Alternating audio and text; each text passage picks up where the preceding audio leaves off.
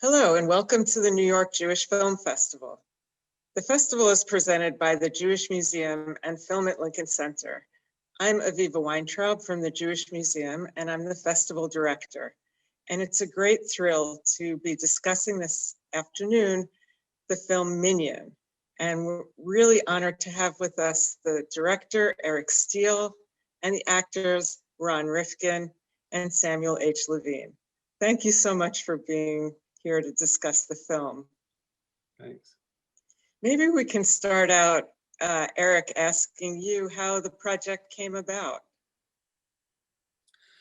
Let's see. So way back in 2004, I was working on my very first documentary, a movie called The Bridge, and it was a very labor-intensive effort, and it took me quite a long time before I actually had a day off. And my very first day off, I decided I was going to go buy a book of short stories because I had very little time to read. And so I walked from my house in the Marina District in San Francisco down to a little local bookstore, and in the perfectly magical way that booksellers have of, like where they write those little index cards and they say bookseller recommends.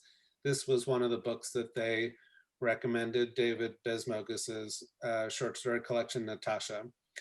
And even though I really had not a whole lot of time to read, I think I devoured the book in about one evening sitting. And Minyan was the last story in the collection. And I think the very next day I must have, had this idea that I should make a short film about it. And I remember talking to my manager at the time, and he was like, "Oh, that's ridiculous. Nobody makes shorts." It was like, why would you do this? You're, in the middle of this big, documentary. It's going to take you forever. And I couldn't really let it go. And as much as they tried to dissuade me, I reached out to David and his manager and his agent, and they replied very sweetly, no. And that was in 2004. And then in 2005, I asked again and got a very polite no. And 2006, a very polite no. And that went on for quite some time. And I think part of the reason was that David is also a filmmaker, and I know you all have had Natasha at the festival in the past. And I think he really wanted to make that movie first before he let anybody else try it, or maybe he just finally caved into my relentless annual assault and said yes. And he said yes with one caveat, which was that I make the story my own, and that he felt like he was watching my movie and not his on the screen, which turned out to be, I think, the real sort of magic wand moment of the whole thing for me. What was his reaction? I never asked you this. Oh, he loves the movie. He loves the movie. Yeah. He was surprised by it. I mean, he's very surprised by it, obviously. Had you told him how you made it your own before he actually saw it? Yes. You did? Yeah. I have to ask too, did you go to City Lights bookstore? No, I was in the Marina in San Francisco. I don't know. I think it was just called the Marina Bookstore. Okay. I don't think it's there any longer, sadly. Have you ever been there, Sammy? Yeah. That's a cool bookshop. Yeah. Sorry. Yes, City Lights is great. I've been there too. Okay, thanks, Eric. And Ron, how did you prepare for the role? What did you think about? I didn't have to prepare. It came very easily to me. As we said before, the world I grew up in was not unlike the feeling of the world of these people. I mean, I grew up in Williamsburg. I was born into a ultra-Orthodox family. I went to yeshiva. So it's part of my DNA. The sounds were different because I had the Ashkenazic sounds. The sounds of today are more Sephardic, more Israeli. But yeah, that's my music. That's my, yeah. That's wonderful. That explains why it feels so authentic, the way you play the part. Thank you. Did you spend any time in Brighton Beach before the filming? We shot in Brighton Beach. Yeah, but I meant to prepare, soak up Oh, the no, atmosphere. no, actually, my father's aunts, when they came from Russia, they lived in Brighton Beach. So we used to go to see Tanta in Brighton Beach, and Tanta, we just called it Tanta. I don't know what her real name was. The only thing I remember about Tanta is that she penciled her eyebrows in, and I kept wondering, how come she has no hair over here? It's all pencil. That's all I remember about Brighton Beach. That's my whole memory. And Eric, how did you discover Sam? How did I discover Sam? Phone book. No, I was blessed to work with a really special casting director, Susan Shopmaker, who I think in the back of her beautiful head believed all along that Sam was the one and only person to play this part. And at the moment when we started casting, he was in London in the very first incarnation, like, I don't even know what they would call it, like in London when it's off Broadway, of The Inheritance. And so she kept saying, you know, like we have to deal with what's available. So I met with a lot of really wonderful young actors in New York, and it was a very lengthy sort of audition. This is my first feature, so I hadn't really ever gone through an audition process before, and probably selfishly, I loved it when actors would come in and I would learn something about the character I had written that I didn't know before. And so I probably had a lot of these people come in over and over, selfishly, and I started to kind of narrow it down to two actors that I liked a lot for the part. And Susan said to me, you know, before we pull the trigger on this, maybe we should go to London. And there are a lot of great young actors, and they've gone to the Royal Academy and London schools, and they're all terrific. And you know, in a movie that has no budget for anything like this, it was a kind of caviar expense, and off we went for a very no frills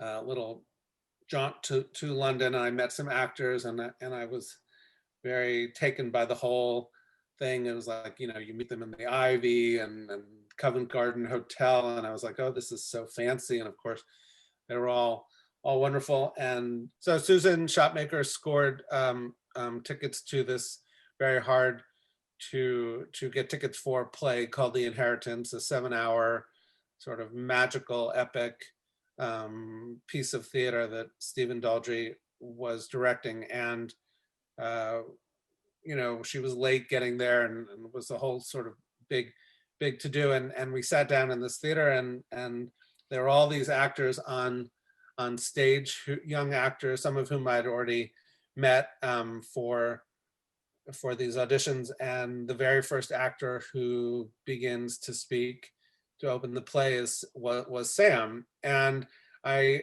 think at that moment, and probably half a dozen other times throughout the 7 hours, I kept turning to Susan, and I was like, and she was like, I know. And in a way, it was a magical setup, you know. And I think she knew all along that this was the journey, and this was where it was supposed to end. And so after watching Sam, there really was, at least for me, there was like no one else who I thought could do it.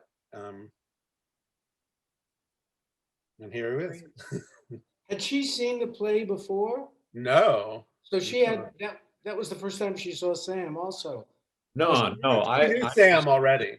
Oh, you had Yeah. met him. Yeah, just from auditions and whatnot. I remember I was really scared of her. I think I've told her that the first time I ever auditioned for her. And then, you know. And Sam, what was it like to play this part? You're really terrific in the film. Thank you.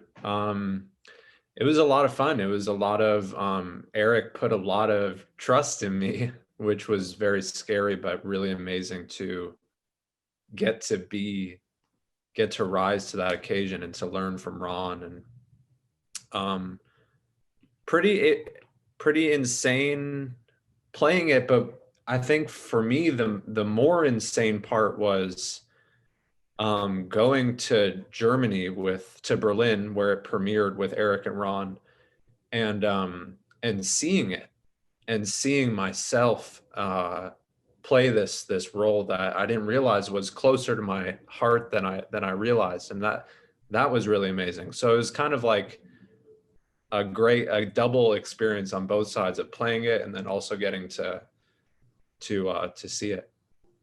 I just want to add something to his experience and my experience, because there was a moment that happened in Berlin in the theater watching it. We were watching the film, and there was a moment when I could feel that I was going to start to cry. I don't remember what scene in the film.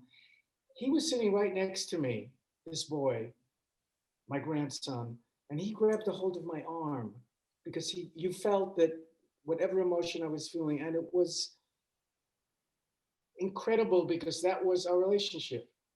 That was our relationship in the film, and I was very moved. Do you remember that moment? Yeah. It was incredible. It's the magic. Yeah. So a lot of fun. Yeah. And a great learning experience and a great character to play. Yeah, that's wonderful. And Ron, the character that you play is in many scenes, is such a warm character. And also, I felt like in many scenes, the kind of voice of moderation and just straightforwardness. What was your experience of having your character interact with some of the other characters? How do you mean? Like go a little further with the question, more specifically. Well, let's say, did you favor the scenes where you were interacting most with the David character, or? Well, I mean, I think that my own experience, there's a kind of Weltschmerz in my soul. I was born with a certain kind of sadness inside of me. I don't know why, it just is. I mean, I do know why, but that doesn't matter. But so to live in the world of these people felt, although I was born here and I, went to school here, et cetera, this world seemed very comfortable to me. And I was able to move into it very fluidly, very gracefully, and accept it for the gift that it was. Eric and I developed a relationship immediately. When I went to London with Eric and we saw Sam, Sam and I, it was like we knew each other from the beginning. So it was all felt appropriate for me to be doing this. I don't know how much longer I'll be acting, and I feel like it's time for me to stop acting. So it all felt right. It all felt just right. Yeah, that's so strongly comes across in the film, and also the relationship between your character and Sam's character is just really marvelous. Thank you.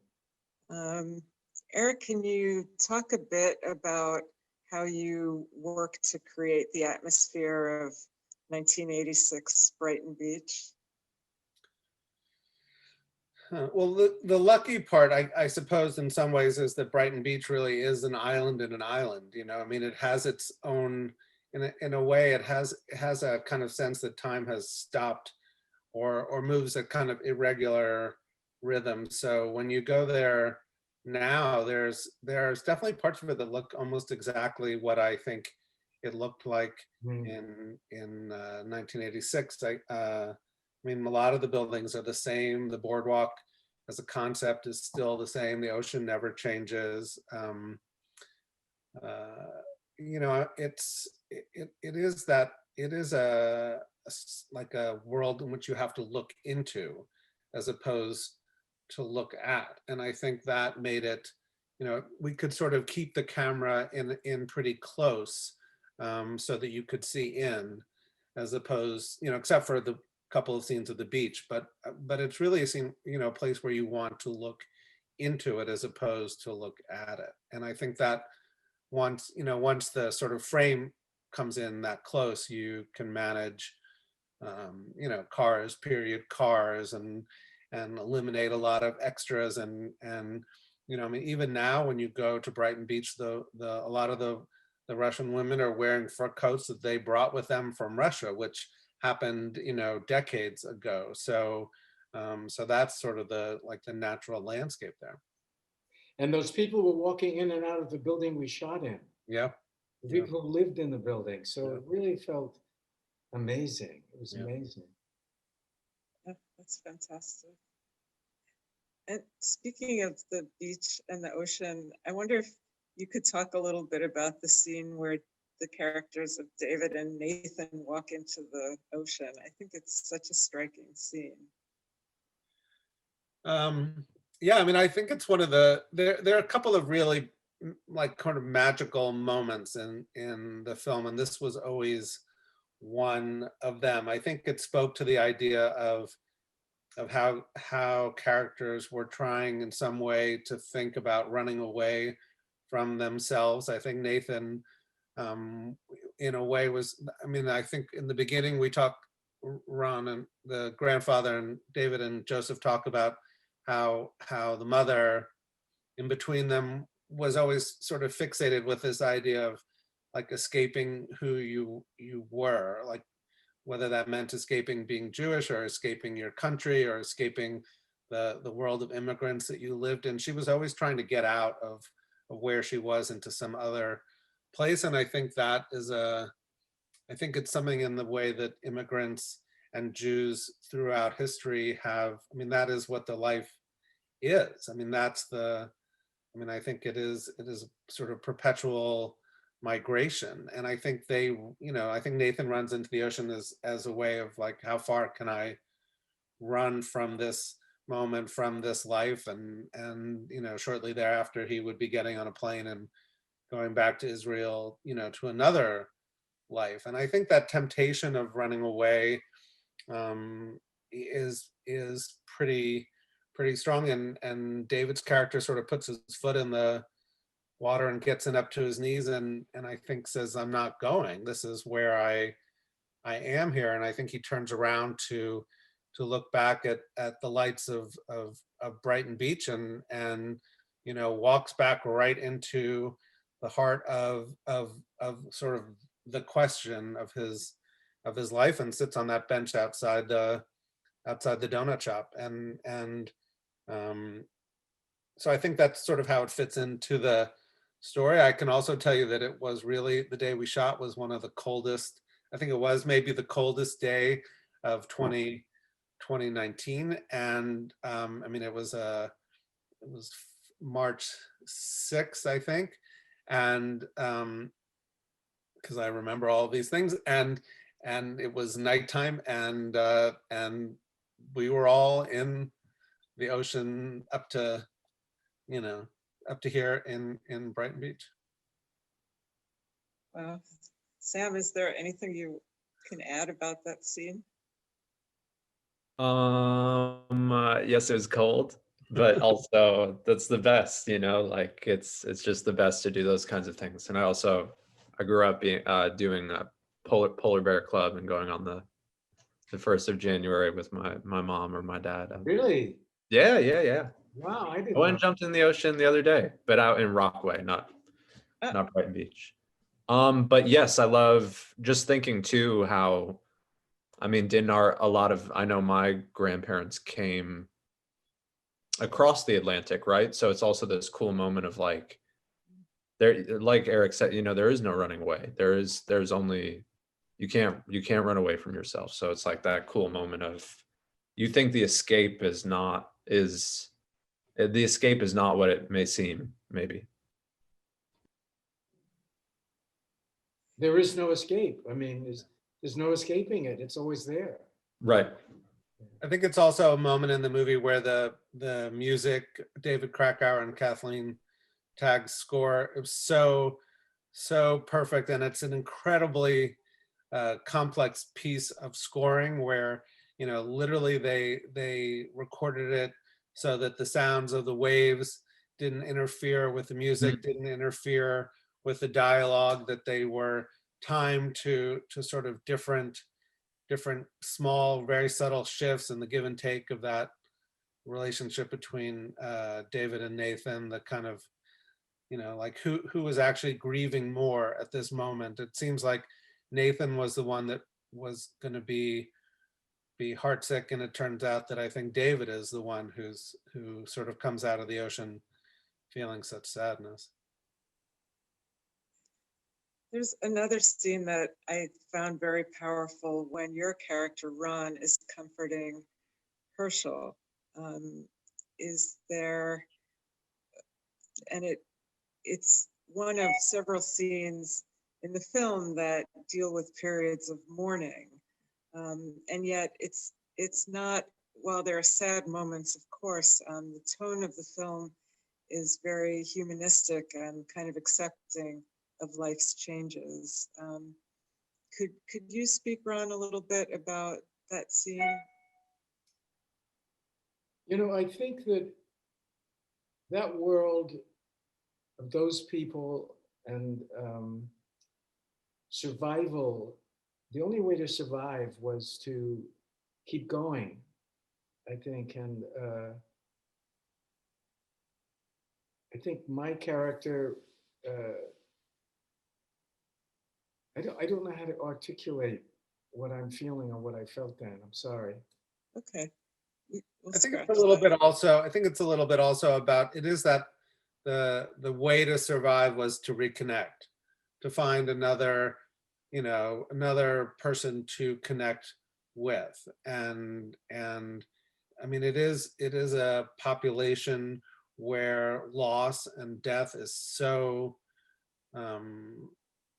sort of disproportionately savage in terms of how it decimated the population, both of the Russian Jews and of that generation and the Holocaust survivors. And then, when it gets flipped around to the young gay population, I think it decimates that population as well. And I think that was that's the sort of shifting Minyan concept, I guess, of how, you have a group of 10 and then it breaks apart and you have to go search and migrate again to find another group of 10 and rebuild and reconnect. I think that in order for me to understand my guy, I had to make some kind of decision about this boy. What do I know about this boy? Why do I love him so much? And in making my decision about, I don't even know if my character really knows exactly what gay is. Obviously, he knows what gay is, but well, how much do I know about this boy? What are his conflicts? And in doing so, my arms and my heart were open to all of our experiences. So I felt whatever comfort I could give to people, the wisdom of that feels profound in this man. It just feels like he's wise and very cool and very open to the sadness of, it's very much like me. When I said before that I was born with a certain kind of sadness, I was born into a family where the child before me had died at 2 years old, an unnatural death. So that the energy of that experience, it just seeps into everything, So the parents that I was born into, they had lost a child. So that's the world out in Williamsburg at that time, on that street, with that shul and that yeshiva and that. So it's all, and I was able to, because of Eric and the script, I was able to take all of that stuff and put it into this guy. Yeah. A mitzvah. It really comes a present across from Eric. It was a gift. Well, it's a gift from you back to us. I was also very taken with the character of David's mother. She's So is very David. vivid. she's very vivid in the film. And, you know, I think as a viewer, you so want David to find his creative, to get in touch with his creative self. And it can be frustrating to hear the mother, you know, concerns with practical matters, but she's so real, and she's so, you know, that it comes from such a deep love. And, you know, so there's that part of her that the character seems so real. And also the very surprising scene in the dentist's office, which must have been kind of fun to film. Does anyone want to talk about the? I didn't hear what you just said. What was the last thing you said? Oh, the scene in the dentist's office. That's kind of surprising. I don't want to reveal it in case anyone watches this before they see the film, but.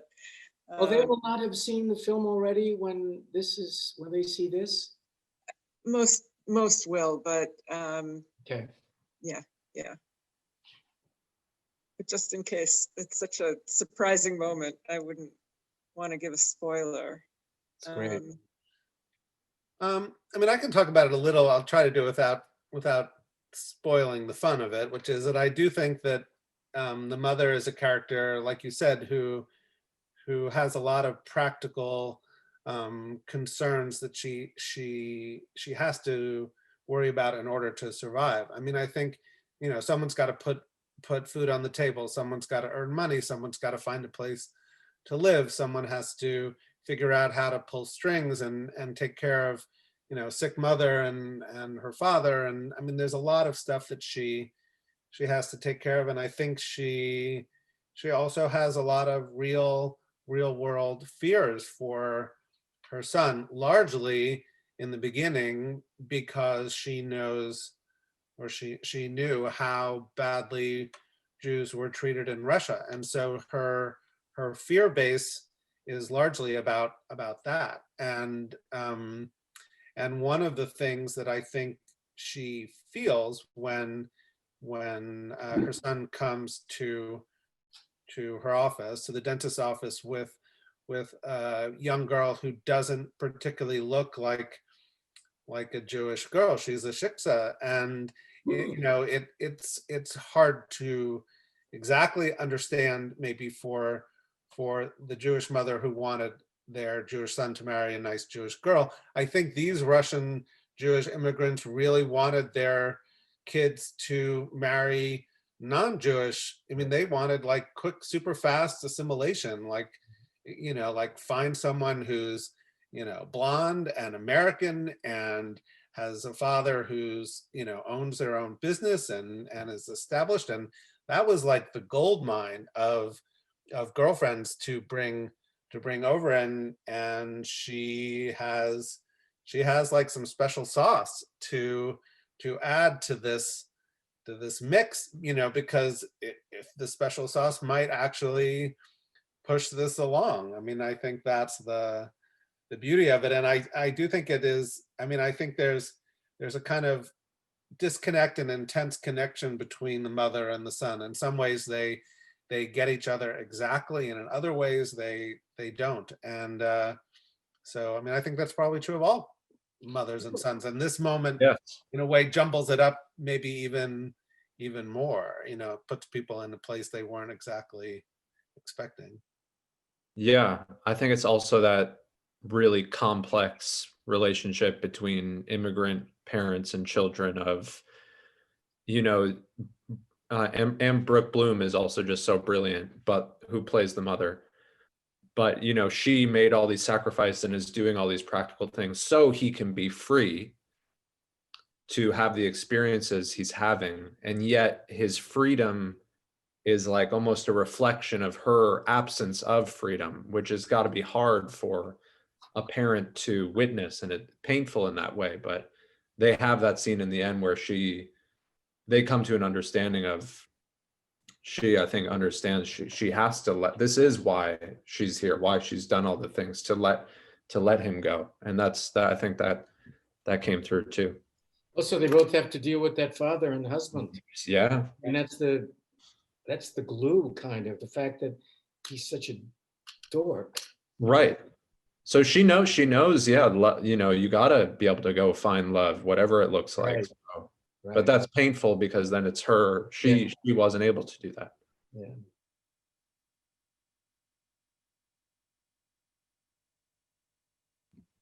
Yeah. Sorry, there was a siren. My last question is about the soundscape of the film, which I thought was really well done. Eric, you talked a bit about the music before, which is wonderful. And also the hearing the different languages, hearing Yiddish was really, really nice. How did you construct the soundscape and work with the actors on the different languages? Ron, I think you were very natural in the other languages, in Yiddish and with the prayers. So it's, you know, it's the music of my soul, kind of. When I sing to myself, sometimes I sing in Yiddish. I don't really speak Yiddish that well, sort of, but you know, I'm an actor, so. But when the music of that language is just so beautiful to me. Yeah, I mean, we had Ron and Eleanor Reisa, who their Yiddish is really music and very special. And I think some of the other actors, Rich Topol, Mark Margolis, they really didn't, and Brooke, I don't think had any sort of Yiddish experience. And so we had wonderful